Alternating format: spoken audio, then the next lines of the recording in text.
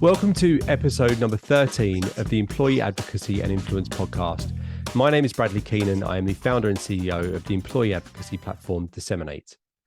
Today, I am going to be talking about the idea of using employee advocacy as a launch pad for your career. So in the last 5-6 years since we've been running as a business, we have some of our administrators who have run programs who are now on their third iteration of building an employee advocacy program, because what tends to happen is they build a program inside one organization, and when they leave that organization to go to a new company, it becomes a little bit bittersweet, because on one hand, we lose a great admin user for our platform, but we know that it's a potential sales opportunity for us because they're probably going to want to essentially repeat the success that they saw the first time they launched a program. So that really got me on this idea of thinking about, can employee advocacy be a career launchpad? And in the process of doing that, I started to reflect on my own career and really thinking about, I guess, sliding doors moments in my career and how that essentially shaped the direction that my career took. Because in my very first job, I worked as what was known as a fax boy, which essentially is somebody who works inside an office. And this is obviously pre everybody having email. And people would send faxes into the company that I worked in. And I would print those faxes off and go around the 5-story building and deliver them to people in person. And while that may seem like insanity to some people listening to this podcast, I guess a lot of people would never have even sent a fax, let alone comprehend that you could hand deliver them to an entire company.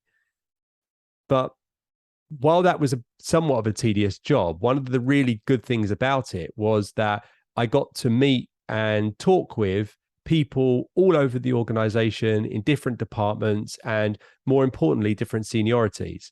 So I could be delivering a fax to the most senior person in the organization and not the least senior, because that was actually me, but people at similar levels to myself. And in the process of doing this role, I quickly got recognized as somebody who worked hard and was able to hold a conversation with people. So that led to me changing my role and moving more into a customer-facing role and actually doing customer support. Customer support led me into sales. Sales led me into entrepreneurship. And 22 years later, I'm running a business. So had I have been working 100% remote at that point, it would have been difficult for other people outside my direct department to see how I worked and how I communicated with people. So with employee advocacy, it's somewhat unique because it often sits inside marketing.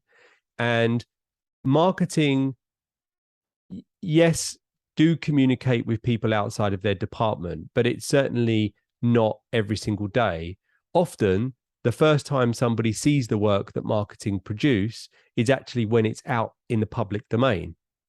And that includes social. You put out a social post, the employees see the social post when it goes on LinkedIn, just like a prospective customer does. Now, of course, you've got internal communications platforms and stuff, and, content will be shared on there as well. But really, you're isolated into your department.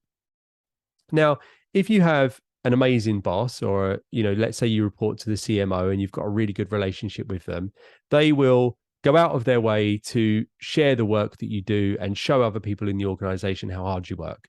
But let's be honest, not every boss is a great person to work for. And, quite frequently they're not. So you can be stuck in a position where you fulfill a role, but actually there's somebody else taking all of the credit for your work. They don't proactively try to introduce you to others in the organization. And that can be quite isolating and essentially limit your career. So there's an impact that employee advocacy has because you need to onboard people within your organization. And that might involve running training programs, offering support, or even just providing metrics back to advocates to tell them how the program's actually running. And in the process of doing that, you put yourself in a situation where you're able to communicate, just like I did in my first role, where you can communicate with different people in the organization, and essentially it has a network effect. So that's a way of being, I guess, spotted internally, but that's only part of the journey, because the whole purpose of having an employee advocacy program is to raise awareness of your content and essentially create a new channel to push content out to prospective clients and trade peers and potential employees. So when you start your employee advocacy program, it's probable that there's only really, let's say, 5% of the organization sharing content. Now, if you move the needle from 5% of the organization to, let's say, 20% of the organization, which would be more than achievable, you've essentially increased the amount that your content is shared by your employees by 300%. So that's a huge number to use to demonstrate the effectiveness of the work that you've put in. So that will help you internally, because then you're seen as somebody who delivers results inside the organization. But externally, building that knowledge of how to run an employee advocacy program and to understand what works and what doesn't work gives you quite a unique skill set that not all people in marketing and employer branding and HR have. So it's something that you can put on your resume that actually offers huge value to a potential new company to work for.